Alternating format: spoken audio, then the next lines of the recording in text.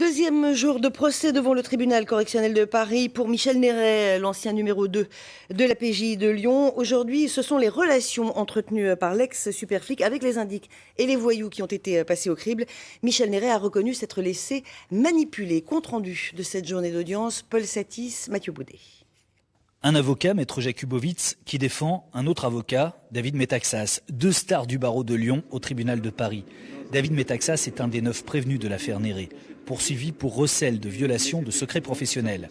Il aurait reçu des documents confidentiels, soit directement de la part de Michel Néret, soit via Gilles Bénichou, le voyou qui ne cesse de demander des informations à son ami commissaire. Metaxas se défend vigoureusement. Les documents reçus de Néret, il ne les a pas sollicités. Le recel d'une fiche Interpol, il nie, son existence n'est d'ailleurs pas prouvée, le symbole d'un dossier bancal selon lui. Mon sentiment, c'est qu'on a essayé effectivement de faire tomber la chaîne de la justice lyonnaise à travers lui. On n'y parvient pas, et puis alors, désolé de le dire, ça se casse la figure. Voilà, pour moi, l'accusation se casse la figure. J'ai pas à me prononcer sur la responsabilité de Michel Néret, c'est son problème, mais les autres, qu'il s'agisse des magistrats ou des avocats, et notamment je suis l'avocat, nous, on n'a rien à voir. Ça fait 4 ans que je le dénonce, 4 ans que je suis poursuivi, 4 ans qu'on fait des poursuites disciplinaires, 4 ans qu'on a demandé ma suspension placée sous contrôle judiciaire. Aujourd'hui, ça s'arrête. Au deuxième jour de ce procès, il y a toujours un grand absent, Gilles Bénichou.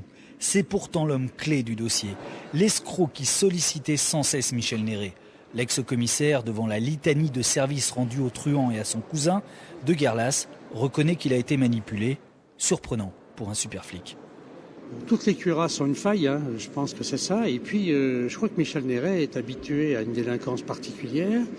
Là, on a une autre délinquance. Hein. On appelle ça une délinquance astucieuse dans les prétoires.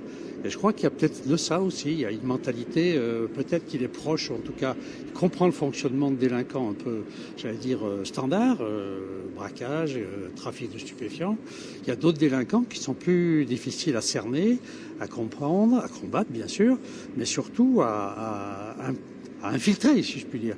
Michel Néret est un ami précieux pour Bénichou et son cousin Stéphane Alzra. Par exemple, au printemps 2011, il intervient sans succès auprès de magistrats pour éviter la prison à Alzra, qui vient d'être condamné dans une affaire de fraude fiscale.